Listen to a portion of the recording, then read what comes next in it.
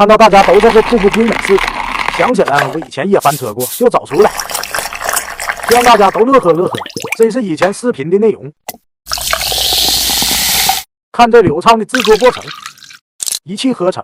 可谁也没想到，他竟然睡着了。2000 years later， 终于露出了一点点，我嫌他露的不够，又加了点液水，终于露的还可以了。可我觉得他还能再努力努力，于是又加了一丢丢，彻底翻车了。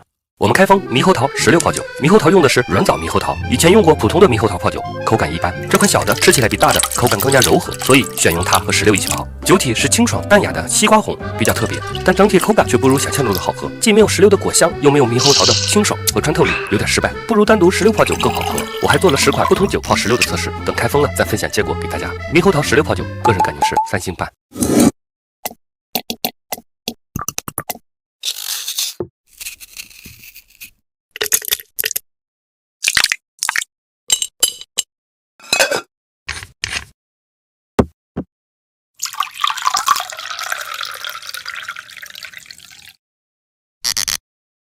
我们开封薄荷泡酒，薄荷泡酒更多的作为调饮用酒，单喝的话，除非对薄荷情有独钟，否则口感真不是一般人能够接受的。酒体是有点偏黄的绿色，我们没有加色素，所以不会出现我们想象中的那种薄荷绿。喝起来有薄荷的清爽感，穿透力很强，冲击你所有的味觉感受，特别是在后口回甘时会更加明显，瞬间有一种醍醐灌顶、醒脑提神的感觉。薄荷酒调饮适合做冷饮，调饮时加一点点，会大大提升口感的鲜爽度。我们再来看一下评论区点赞最多的这位朋友，我会私信您送你一瓶原装未开封的，直播间价格是419元的关云初东方原酒一瓶。我们开封草莓香蕉泡酒，香蕉增加绵密的口感，同时调和草莓的味道。酒体是偏红的琥珀色，入口依然是草莓的清甜。用草莓不管泡什么酒，都会把草莓清爽的果味充分的提取出来，呈现在前口。中口是香蕉的绵密香甜，有很好的过渡作用。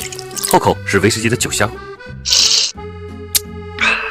回味时，草莓的果香和威士忌的酒香并存。当时用的这款威士忌细腻柔顺，所以最终泡酒的口感也很纯粹。草莓香蕉泡酒，个人感觉是5星加。我们开封姑娘果泡酒，姑娘果自身有一点淡淡的类似奶油的口感，但果味不太明显，所以我用多种水果组合泡酒。酒体是很纯净的棕红色，看起来满满的高级感。入口是一种综合的果香，有些许草莓的清新，后口是乌梅的酸爽和厚重感，还夹杂一丝姑娘果淡淡的奶香味，让酒体更加细腻顺滑。桑葚闷闷的感觉没有了，综合果味比较明显，而且后口乌梅带来的酸爽又让人回味无穷。这款水果泡酒的果香比较内敛，需要细品才能慢慢体会到它的变化和层次，所以个人感觉姑娘果加草莓加桑葚加乌梅泡酒5颗星。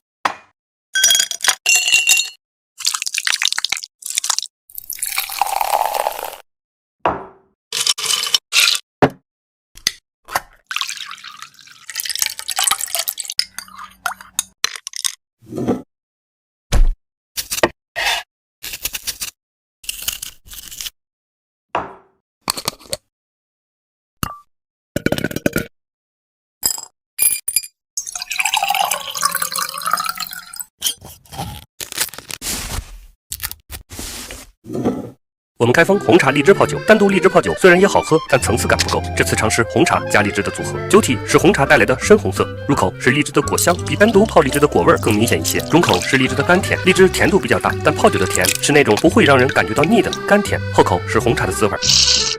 回甘是红茶和荔枝的融合，可能是所用红茶特点不够显著的原因，整体红茶的滋味并不突出，但会让荔枝的滋味更加明显有层次。我想以后换更好的茶叶，那么茶叶加水果泡酒的结合，又会是一些有意思的组合泡酒。红茶荔枝泡酒，个人感觉是5星。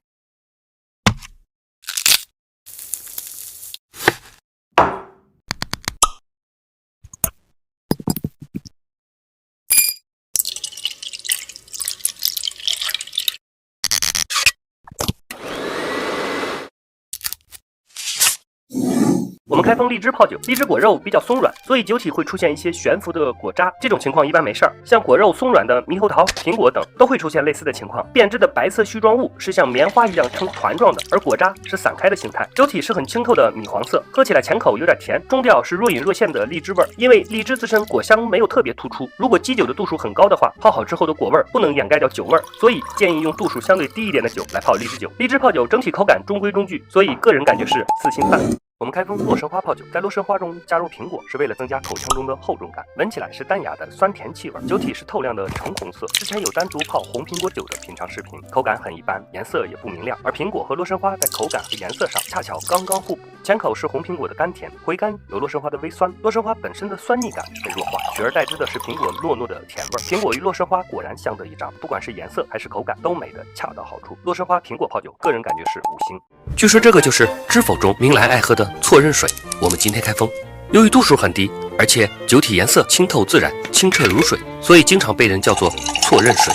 喝起来有一种鼻涕独有的清甜爽口的滋味，果味不是很浓郁，单独喝的话味道很一般。但它独有的清甜爽口，如果搭配其他水果一起泡酒的话，我想可能会是一个很有特点的组合。等遇到合适的水果，再来给大家继续分享。